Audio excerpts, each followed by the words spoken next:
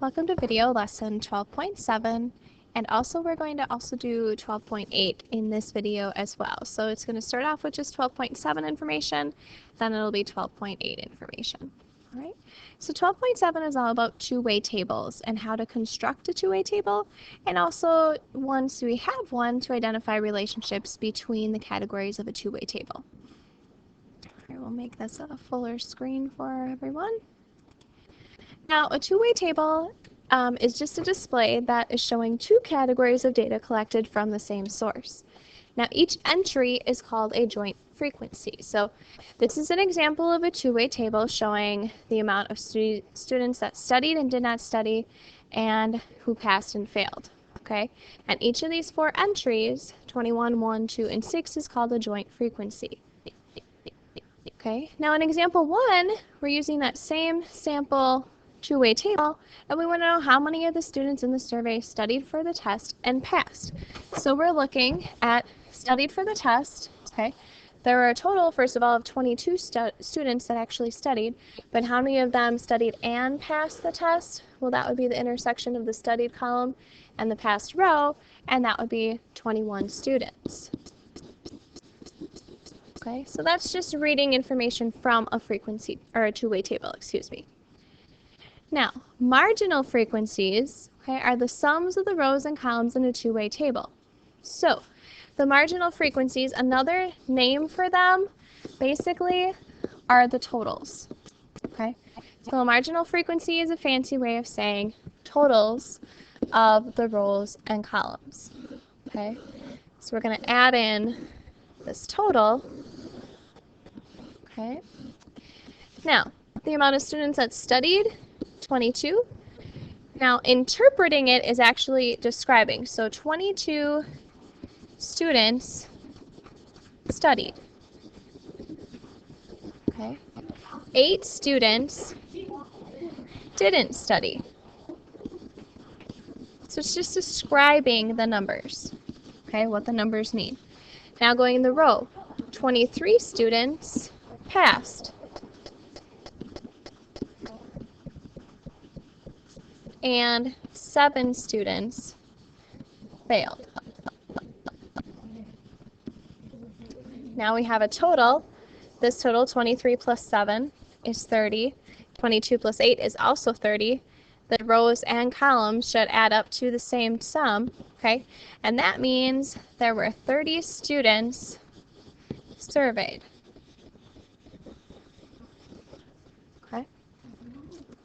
And those are our marginal frequencies. So we found them, that's just finding the totals, and then we interpreted them by writing the little phrase describing what those numbers actually mean. Okay. Now it says we're randomly surveying students between the ages of 12 and 17 about whether they should ride the bus to school. The results are shown in the tally sheets, and we're going to make a two-way table including marginal frequencies. Okay, so we can have ride bus or not. Okay, so rides bus, doesn't ride bus.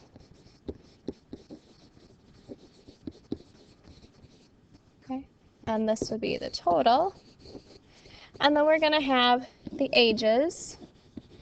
Okay, 12 to 13, 14 to 15, and 16 to 17, and again, the total, so we can get our marginal frequencies.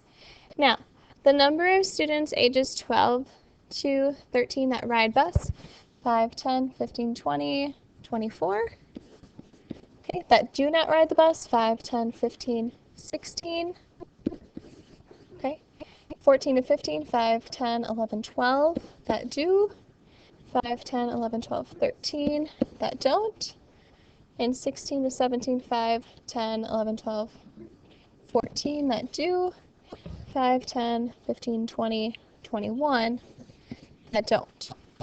Okay, now we need to add up the marginal frequency. So 24 plus 16, okay, is going to be 40. Okay, now 12 plus 13, 25, and 14 plus 21, 35. Going across on the rows now, we have 24 plus 12 plus 14, Okay. Then 16 plus 13 plus 21. And 50 plus 50 is 100. So 40 plus 25 plus 35 is also 100. Perfect. Okay, so here's our two-way table, including the marginal frequencies. It doesn't say anything about interpreting the marginal frequencies, so we don't have to do that. This is all we needed to do is make our two-way table. All right. Now, example 4, we're using that two-way table that we just made, and it wants to know in each age group what percent of the students in the survey ride the bus to school and what percent do not ride the bus to school. Okay, so ride bus, don't ride bus. And again, we have the age groups, so 12 to 13, 14 to 15, and 16 to 17. Okay, and now we're going to be figuring out the percentages. So I'm going to go back to that last example, okay, to our two-way table here. And the percent of students in this group that ride the bus, so 12 to 13-year-olds that ride the bus, there's 24 that do out of a total of 40 that were surveyed. So 24 divided by 40, again, you can use your calculator, is 0.6. Make that a percent, times by 100 and move the decimal point 2 to the right, and we get 60%. Okay.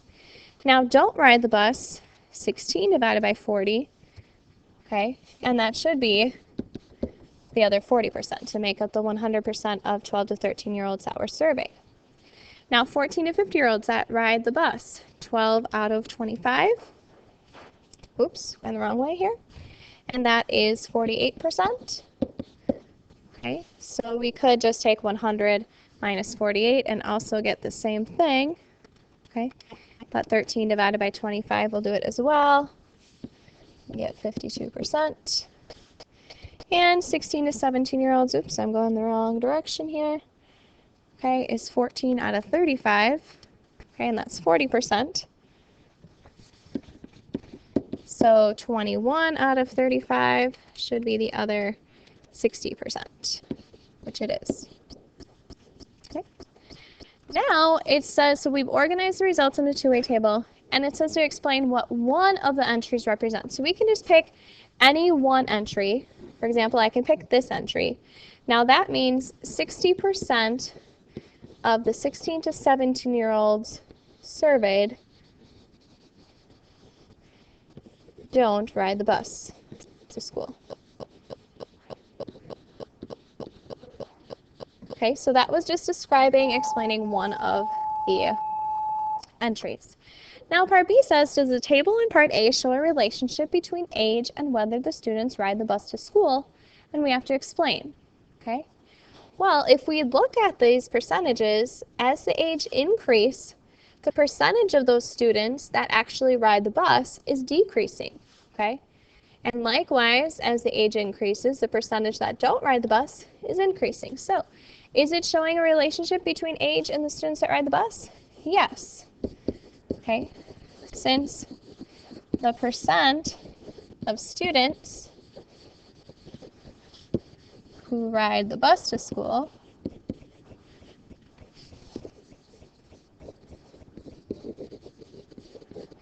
decreases with age.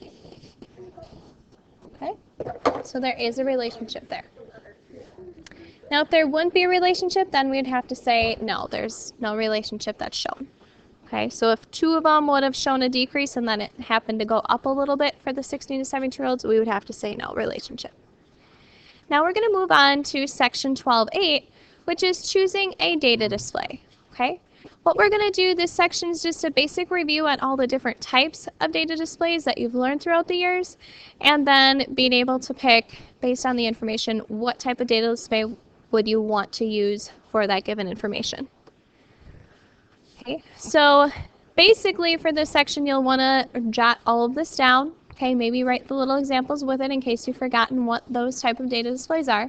A pictograph, okay, just shows data using pictures, and there's an example there with the little birds. Okay, a bar graph shows data in specific categories, so you want to pay careful attention to what does it do, because when you're explaining which type of data display you're going to use, you'll basically be writing down what that does, and that's your explanation for why you'd want to use the data display that you choose. Okay, so make sure you write this down.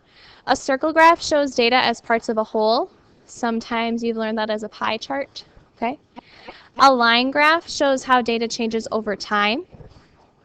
A histogram shows the frequencies of data values in intervals of the same size. A stem and leaf plot is ordering numerical data and then showing how the data is distributed. Okay, you can easily see the high, the low. A box and whisker plot shows the variability of data set using quartiles, so it shows us again where the medians are, that kind of stuff, and where most of the data is centered around. A dot plot shows the number of times each value occurs in a data set, and a scatter plot shows us the relationship between two data sets by using ordered pairs in the coordinate plane. Okay. Now for example 1, it says choose an appropriate data display for the situation and explain our reasoning.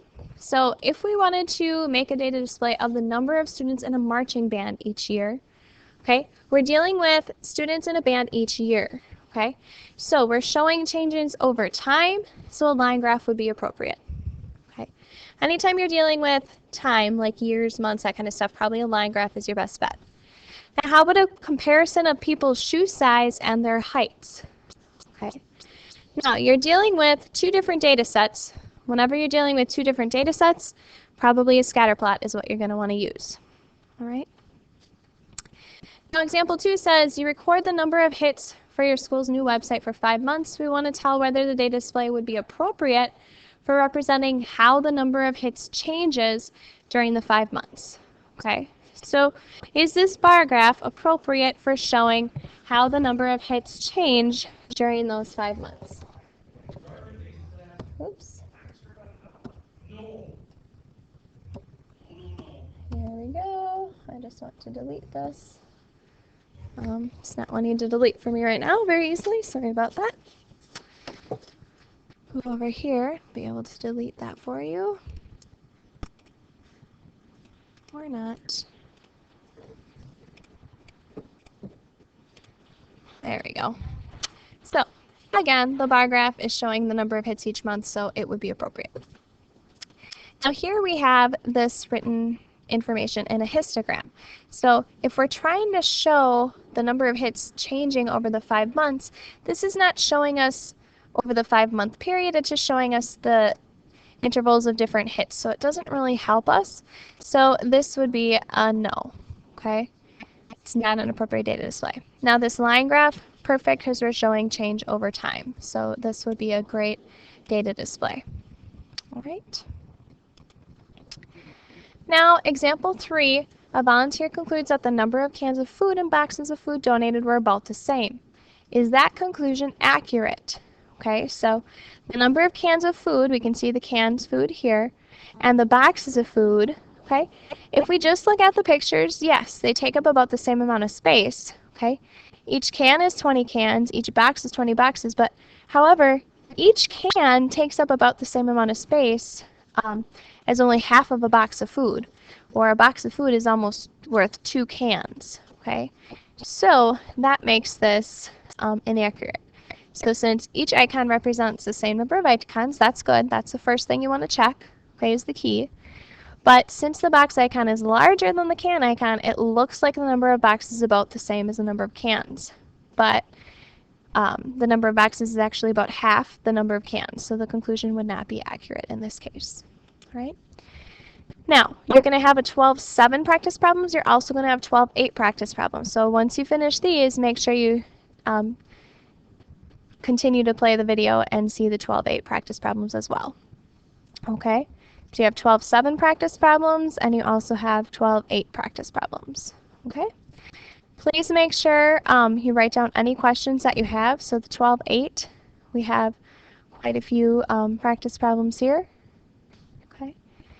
And you want to be able to see 2 through 4 as well. All right?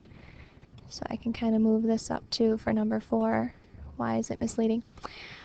Make sure you write down any questions that you have. There is a lot of information in these 2 sections. Most of it is review, so I'll be happy to answer your questions during class. Thanks. Have a great day.